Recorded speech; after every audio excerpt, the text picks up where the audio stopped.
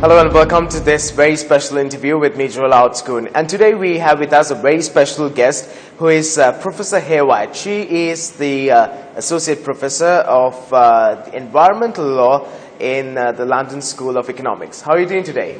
Very well, thank you. It's a pleasure to be here. Same here. It's a pleasure to have you in our presence. Well, to start off with, Professor Hayward, I believe that this is your first time in the country, Sri Lanka. Oh yes, absolutely. It's my first visit and I'm enjoying it very much. It's a beautiful country, filled with very friendly people, so I'm having a really good time. So when you first received the invitation to become the second Morogoda endowment, how was it for you to accept the invitation? Oh, it was quite a surprise to receive the invitation. I was contacted by Mr. Chris Pinto, who is the benefactor of the scholarship. And I had to think about it for a little while just to see if I could fit it into my work schedule. And very fortunately, it worked out. And so it was a real honor and a privilege to accept the fellowship. Thank you very much. Well, Professor Hayward, I would like to get into the roots as to how you started. Well, we all started off something different and we had different dreams, but then it ended up to be something very different than what we aspired to be. Well, in your life, how did you start off with? Well, also with quite different dreams. The very first thing I can remember wanting to be was a circus artist. A circus artist? Yes, I'm quite pleased actually in the end that didn't work out. But yes, I grew up in Belgium in a beautiful historic town called Ghent, which is really a marvelous little city to visit should you ever find yourself in Belgium. And I'm the daughter of a law professor and a pharmacist. Okay. Grew up above the pharmacy, and I grew up with one sister who's now also a pharmacist, and a dog. Okay, so you grew up in a very ancient city, you say? Yes, it's a historical city. Ghent, and in the center of it there's still an ancient castle from the 11th century which you can visit, and it's really nice because first of all it's visually a very beautiful city with a lot of canals.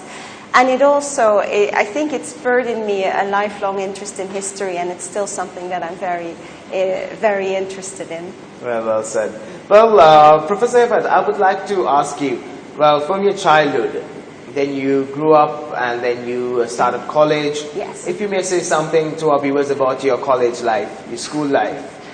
Well, I went to university in my hometown, which was an interesting experience. We had classes in very, very large groups. We started with about 700 students.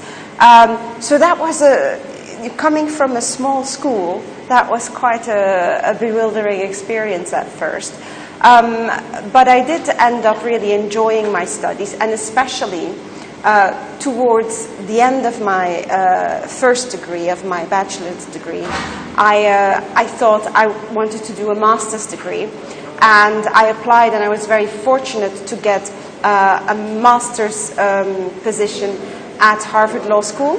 And so I spent a year in the US studying there, and that was really a wonderfully eye-opening experience, and it was very lively, intellectually challenging environment with much smaller groups, so I felt I could express myself more than in these large groups in my hometown university. And that's really what gave me the impetus to pursue academics as a long-term career. If I may intervene, so it was your whole school life, the companionship between your peers and all your colleagues that got you engrossed in your studies? Oh yes, that definitely helped, and I really think that the support of your peer group and having a good social experience is very conducive to also doing well in your studies. I'm very much a believer in the kind of a whole personality development, and for me having a very interactive experience, and having exchanges with the law professors, which we did very frequently, particularly when I was studying in the US, really made me a lot more enthusiastic about my chosen profession, and it gave me a real appetite for practicing law and for also becoming a legal scholar later on. Well, it's surprising because most often, if you take for an instance, if your parents are from a law background, maybe you would end up being a lawyer. Or if your father is a marine engineer, then you will become ending up something like that. But then you said you're from two different backgrounds.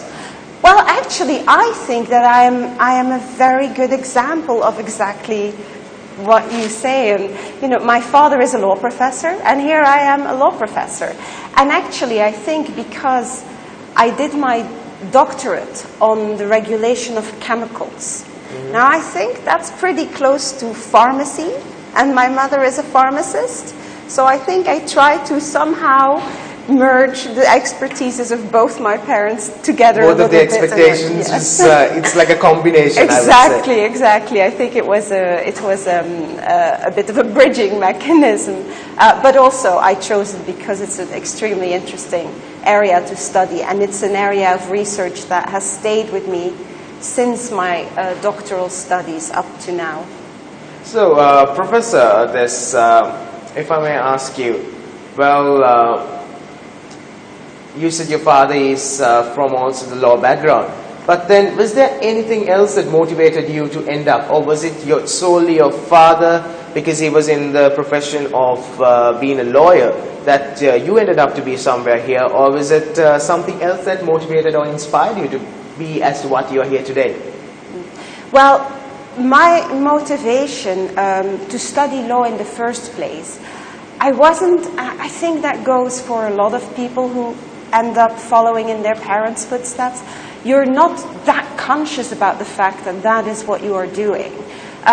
For me, the choice of law was a little bit made because there was so much that I was interested in.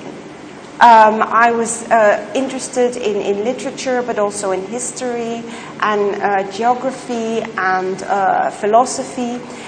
And I sort of felt that legal studies, that you get to use a lot of these different interests, that law exposes you to a broad range of different fields.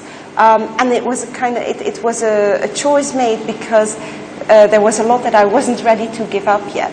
And I hear that a lot from law students, and sometimes they put that a little negatively. They say, well, I didn't know what else to choose. But often it means there was so much I wanted to do, and this is a field of study that is very rich in the kind of areas of life and intellectual challenges that it exposes you to. So I think that also motivated my choice for law. Well, that was Professor Hebat's motivation as to why she pursued becoming a lawyer. But I would ask you, once we get back from this commercial break, why did you select environmental law? Yes. Stay tuned with us. Welcome back to the interview. Well, we are in conversation with Professor Hebat, who is the Associate Professor in Law of the London School of Economics. Well, before going into the commercial break, I told you that we'll be speaking to her as to why she selected environmental law. Well, so this is your time to tell us, Professor, why did you select environmental law? Well, there is so many other spheres of law. Yes. There is criminal, commercial, so forth. There certainly are, and they all have their merits, and they're all very interesting. Yes. It's actually, in that regard, my story is a little bit atypical. Many of the people who end up working in environmental law come to environmental law primarily driven by an interest in the environment and by a concern about the state of the environment in the world today. What you often see happening is that as they mature as environmental lawyers, in addition to their concern for the environment, they also get hooked on the particular legal challenges that environmental protection poses. There are a number of complexities to environmental law that make it very fascinating. With me, it was actually, I've made a little bit the reverse journey. When I started my doctoral studies, the thing that drew me to environmental law in the first place were those legal challenges, those complexities. I was particularly fascinated by what we call challenges of uncertainty. Law likes to create certainty. Law takes complex situations and reduces them to knowable answers. But nowadays we're often operating in contexts where uncertainty is so pervasive. For example, uncertainty with regard to what exactly the consequences are going to be across the world of living on a planet that is 2 to 4 degrees Celsius hotter than it used to be. These uncertainties are so pervasive that it poses real challenges for law to still operate with its ordinary dynamics and still sort of reduce this uncertainty to knowable outcomes. That kind of intellectual puzzle was what drew me in the first place, and what made me choose the environment almost as a case study. But as I have worked more and more in environmental law, knowing more about the subject matter itself and about environmental problems, I've made the reverse journey in that my concerns for the environment have become stronger and stronger over the time that I've been an environmental lawyer. So now I'm at the stage where both the intellectual puzzles and the concern for what we are doing to our planet and how we can develop a more sustainable way of living on this awesome planet go hand in hand. So it's more of a self-driven motive by you to where you also, as an individual living on this planet Earth, is trying to strive towards getting a better planet.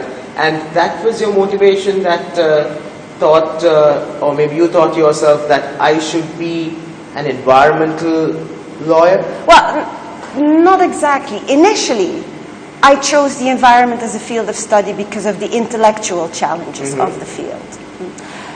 But as I got to know it better and better, environmental law, I got to know more about exactly the kind of environmental problems that our countries and the world is dealing with.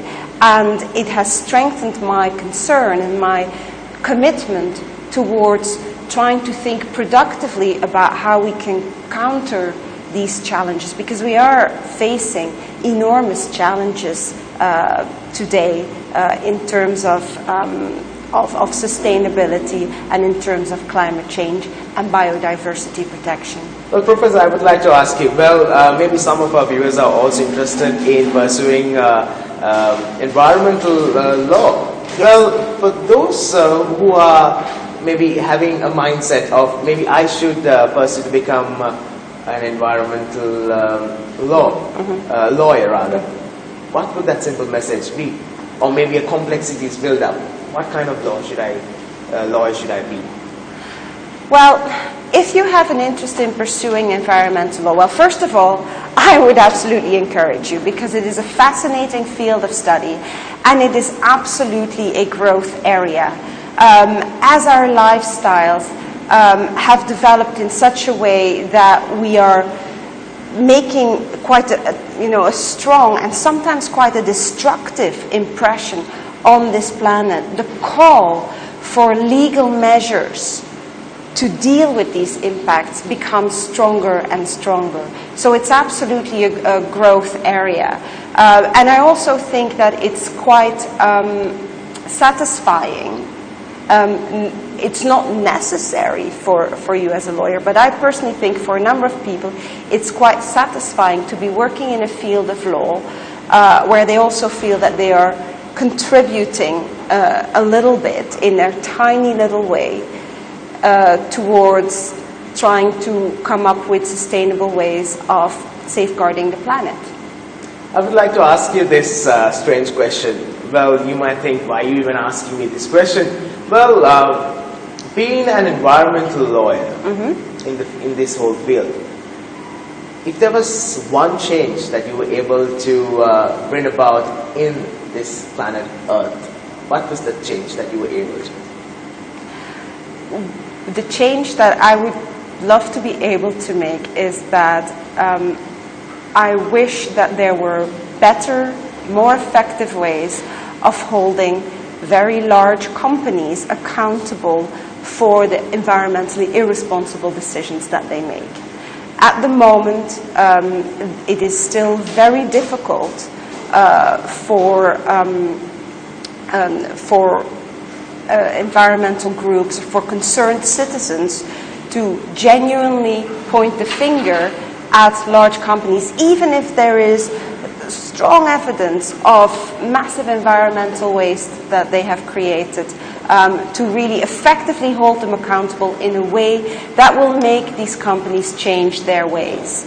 If there's one thing that I could change, it would be stronger, better, more effective accountability mechanisms for these multinationals that take decisions mostly thinking about the profit margins and not about what the long-term consequences of their behavior are. So you said accountability. So many terms you mentioned. Sustainability and multinationals just doing their business just for the sake of earning profits. Well, you as an environmental lawyer, how would you try to make that change? Well, how I would try to make that change? Well, you see, there is this sort of ideal scenario where you would have, say, for example, a global or an international agreement on much stronger accountability laws with much higher and more deterrent levels of compensation for environmental harm. That would be ideal. There are other ideas being developed as well, which are very interesting ideas. For example, one idea that has been mooted frequently recently is to develop the crime of ecocide, where basically those who perpetrate consciously environmentally irresponsible behavior could be held accountable for perpetrating a crime where that kind of behavior can effectively be criminalized. So if there is a political willingness, if there is sufficient political willingness to support tough stances on environmentally irresponsible behavior, and we are all, to a degree, now and then environmentally irresponsible. But the problem is that if a large multinational is environmentally irresponsible, it has a much bigger impact than if we forget to recycle. So if there was political willingness to support tougher stances and to be more environmentally ambitious and to dedicate more funds, more resources to these kind of causes, then it could undeniably happen. We are in no way in this world in a hopeless situation. We have the means, we have the creativity, we have the intelligence to tackle even the largest environmental problems. And individually, I think many of us have the willingness as well, but we have to be able to consolidate that into an overall stronger and more developed, a more credible political agenda towards strengthening laws to protect the environment. Well, I think this book itself is a good example for our viewers to notify as to how much, maybe I'll call this one of the steps that you have taken to conserve the environment. But before that, we'll go into a small commercial break. All right. And viewers, more of this book of our Professor Hewitt will be revealed to you after this short commercial break. Welcome back to the interview. You're with me, Joel Outskun, and we're in conversation with Professor Hewitt, who is an associate professor in law from the London School of Economics. Well, before going into the commercial break, I told you about this journal, which is titled Transnational Environmental Law, and this is one effort taken by Professor Hewitt in order to conserve the environment. Professor Hewitt, if you may elaborate on this journal. Yes, thank you actually for asking me about it, because it's something that I am very proud of. Transnational Environmental Law is a peer-reviewed academic journal that I started about 4 years ago, together with a colleague from the Free University Amsterdam, Thijs Etty, and we are the editors-in-chief. Transnational environmental law is there in order to support and publish scholarship on new ideas, on innovation in environmental law in a global context. We are publishing a lot of new scholarship that tries to look at environmental legal problems from new angles, and those angles particularly include taking into account the role of non-traditional actors, like non-state actors, in contributing to the development and implementation, even enforcement of environmental law, and also to look at the interplay between different legal regimes, between international law, regional law, national law, and how this interplay affects our understanding and our ideas about environmental law. I try to contribute to the field in two main ways: through my own research, and then also by supporting the research of others. And it's a very rewarding experience. I would also just like to mention... I would like to congratulate you on this for this journal, the Transnational Environmental Law Journal, being ranked third. Yes. By, as an environmental journal, ranked third on Thomson Reuters. So that indeed is a great achievement. Congratulations on that. Thank you very much. Yes, we are very proud of that achievement, and it wouldn't have been possible without the hard work of all our contributors, our reviewers, our editorial team. But indeed, that is a strong achievement for a journal to already be included in the early stages in the Reuters-Thomson indexing, and to achieve third place in environmental law journals. Absolutely. I just wanted to mention that the forthcoming issue, the next issue that we are really pushing to press as we speak, there's actually an article about Sri Lankan environmental law as well. It is an article written by a very promising environmental scholar, Joshua Gellers, who is at the University of Florida. And it just shows how the environmental academic community really is increasingly becoming a global community, and people with an interest in Sri Lanka are exchanging with people with an interest in Ecuador and Guatemala. And it's this kind of strength, this kind of scholarly strength and conversation that I think can make a great contribution to developing the new ideas that we need in order to confront the very serious environmental challenges we face. Professor, I would like to ask you, well, condensing our conversation into this little island in Sri Lanka, what are the environmental factors affecting us as a nation? Well, Sri Lanka faces a number of very serious environmental challenges. And I must say I have been extremely struck by the strong environmental awareness of this country. We just mentioned earlier, I am the second endowed Maragoda fellowship here, and it's in environmental law. That is not, it could have been in any field of law. It's in environmental law. It shows something about how serious the Sri Lankan community takes environmental issues. And the community is right to take environmental issues seriously because, well, for example, climate change is a huge factor and a serious concern for an island state, a small island state such as Sri Lanka. Another important area where we're facing a lot of environmental threats at the moment is marine pollution. Being surrounded by sea, obviously marine pollution is a very serious issue for Sri Lanka. A final one, biodiversity conservation. This is a country with the most beautiful natural heritage, and it is part of the wealth of this country, it's part of the pride of this country, and it's part of the economy of this country. So these areas are all very important. They're all areas that are facing serious challenges, so it's very important for Sri Lanka to engage with the environmental legal debate and make sure that its concerns and its voice is heard on the international arena.